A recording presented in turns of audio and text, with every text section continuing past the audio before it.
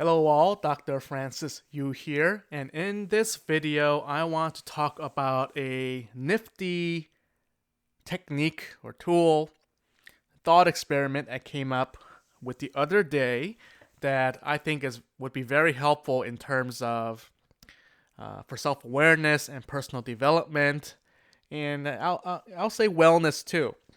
I was watching The Good Place on Netflix, and one of the side characters, fakes her own death and then basically starts a new life elsewhere. And I thought this is so interesting. Not that this has never been thought of before, but then it instantaneously it gave me a thought. It clicked. So this is an exercise, an experiment, or activity that I'm going to be suggesting a lot and suggest you do. So, what if you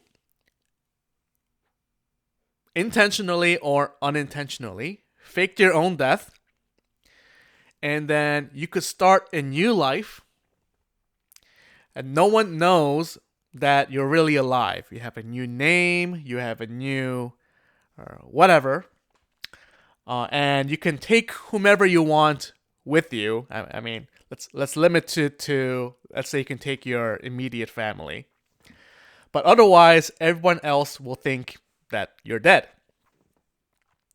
And in your new life, so in this case, all your debts, all your current work or job, you couldn't do any of it anymore because otherwise they'll find out you're alive. But you're starting a complete new life, and without any ties to things that would hold you back from before. So let's say you are whether you planned it yourself or it just happened somehow, you had an opportunity to start a new life, and everyone else thinks you're dead, and they really believe you're dead, and no one's coming to come find you or check if you're dead. They really don't think you're alive anymore. You're missing or dead, or uh, whichever scenario you want to think of. Maybe you're missing because you went on a trip and they never found you, or there's a duplicate scenario in which a body was mistaken for you. Whatever scenario you want to use, you are considered dead. You and select few that you want to take with you, I suppose. And now you're starting a new life. Now describe your life, what that would look like. Where would you be? You can select a specific place, or you can describe what that place would look like. What you would do on a daily basis. Let's say what your job, career, work, or things that you would do in the day. Maybe you don't need to call it work. Maybe you're like farming and fishing and building your own home and providing, making money. And who you're with, what you're doing, how you spend your where your energy goes, what you're attending to, what your intention is, what emotions you have, what feelings will you have, will you feel liberated, will you feel free, will you feel, what feelings would you have, basically? What kind of thoughts will you have? How beautiful would life be? And I would consider this almost like a reset button. Now, here is the trick, or the tricky part. I'm tricking part of your brain here. So now you have this new scenario in which you invented or you drew up this new life, and in which your old life is gone. So what is stopping you from striving for that life now? Well, you could say a lot of things, a lot of external things. If you're, for me, it's student debt. My thoughts of my work. Oh, I work so hard for I'm a doctor and for my work, and I can't leave that behind. And you could consider these are, in a way, they're valid, because if you think they're valid, they're valid. But in a way, if you can really live a new life, you have this opportunity. Really, what's stopping you is not having some sort of plan and guidance, and really a real desire for that kind of life.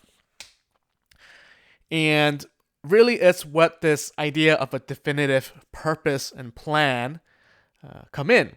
And there are a lot of people, coaches, mentors, motivational speakers, writers, philosophers, poets, whomever. What they talk about is this sense of the image of visualization of what it is, something that you want. And also having, sometimes, although some authors say this is not as important, having a plan to get there. And the plan isn't perfect, and you make mistakes along the way, but it's in attending to your path to get to your intended goal, your vision. So try it out. First, that experiment. If the second part is a little bit more difficult. So the first part is, imagine a scenario that you are officially dead. You're missing or dead, and you're in the records it says you're dead, and now starting a new life with no one knowing that you're still alive. So that's the first one. And the second, that's the first step, and it is also to visualize what that life would look like. What would you do? And the second step is to realize that is really the life that I would say you want, or at least elements of that. And the question is, well, not the question, but the answer is, you're able to get that life. The question is, what is it that you need to do to get there? And the question is, how can you? And this thought experiment will be very revealing to you, and will really show you, I believe, what your values and your vision for your life would be. So try it out. You're officially dead. No one knows you're alive, except maybe you can pick the few people that are with you in your new life. But then that means that they're also considered dead, right? No one knows that they're alive in this new life. So what is your new life, my friend? All right, that's been Dr. Francis Yu. Subscribe for more videos, and if I have other philosophical, psychological practicalities to help you on your path for profound progress, that's where you'll find us. And subscribe, and I'll see you in the next video.